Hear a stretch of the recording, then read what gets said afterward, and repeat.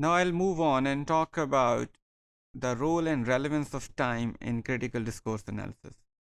This is one of the areas which Annabella Carvalho believes needs to be worked upon further, especially in relation to journalistic text.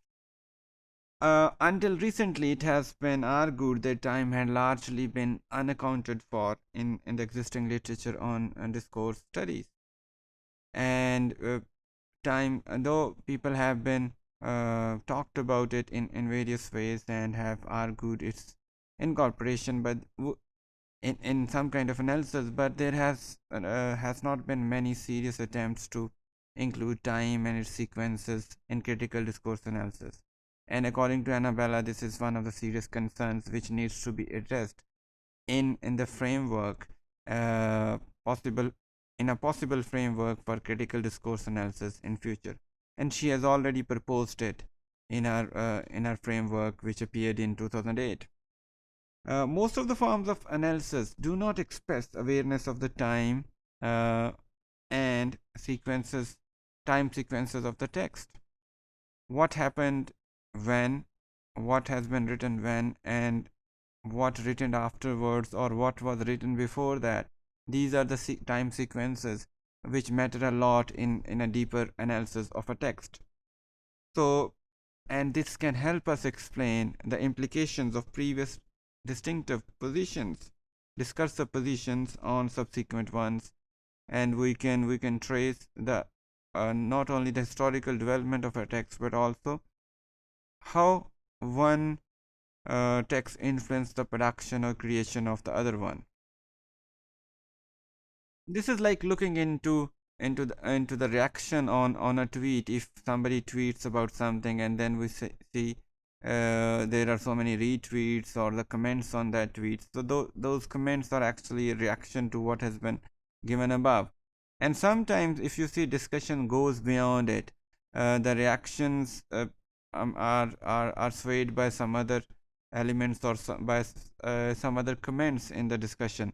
So by the end of that tweet, we reach to an altogether a different point what was mentioned on the top. So we can see in such thread of arguments or tweets, we need to see what initiated what. Only then we can understand or reach to the real meaning. This is what is meant here. We need to see the time sequence of the text, and through which we need to see what came first and what came later, what kind of interaction or connection is between these texts. And that can actually, even in common uh, life, can help us reach the deeper or clearer meanings. Hayat has also argued for an analysis of temporal context in critical discourse. Similarly, von Dijk has argued for an explicit theory of context which includes all these aspects, including time. The historical nature of discourse is one of its most fundamental characteristics, so this should be investigated in some detail.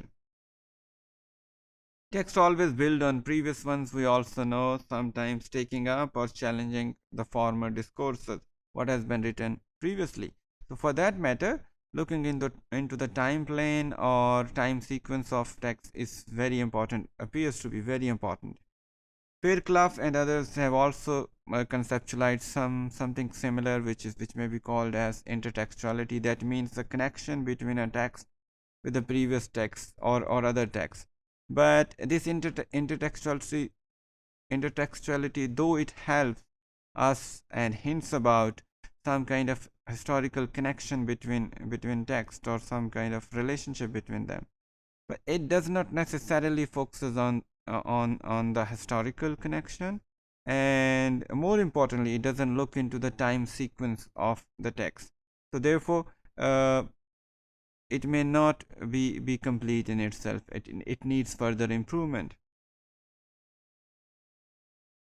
Similarly, von Dijk has also given a concept of the biography of the text, but the relationship between the text and the others throughout a period of time is not addressed in his concept. He also encourages us to look into the biography, the time sequences of text, how a text developed at various stages of the history or various stages of time, but how other texts which developed in the same time zone were influencing the text we are investigating now is also important to be known, which we call synchronic analysis or synchronic comparative analysis of the text. So, biography of the text is also important to build this conceptualization, but probably it also needs further upgradation.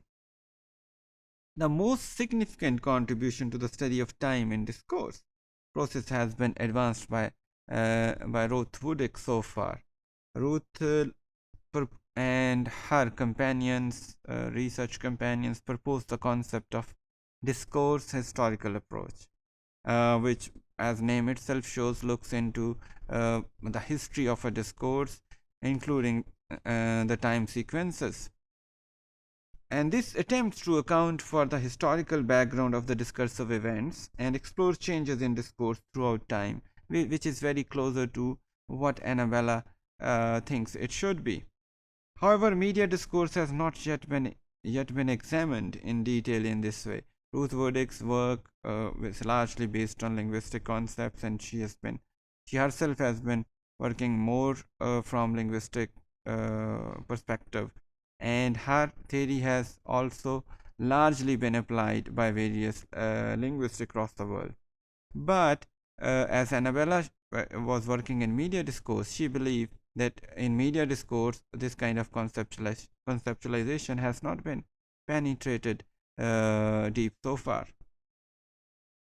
Besides tracing the history of public issues, the sequence of text appearing in the media, and the evolution of their meaning, a time-sensitive discourse analysis is need of the hour, we can say it metaphorically, is something which we need to look into, and because according to Annabella, this can provide us the deeper meaning of a text, and we can look from specific events and developments related to the issue under examination to wider aspects of the social environment.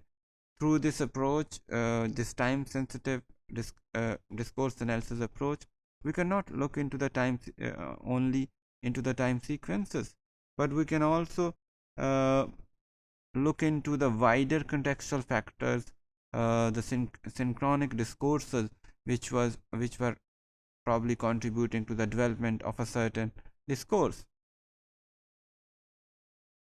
Time also matters along the synchronic axis, as I was just mentioning what is happening simultaneously at the time when a discourse is being generated. So other discourses being generated at the same time, or discursive events, can be helpful in interpreting and analyzing the meaning of a particular discourse. So to sum up, we can say that both historical diachronic, that means tracing the history of discourse on a time plane, on a time sequence, and also looking into comparative synchronic perspectives may be useful in developing a time plane for critical discourse analysis or time sensitive critical discourse analysis. So we can say that we need to not only incorporate the sequences of time, but also what different things are happening simultaneously at a certain time when the discourse under investigation was being created. So both synchronic and diachronic approaches can make a better time sensitive critical discourse analysis.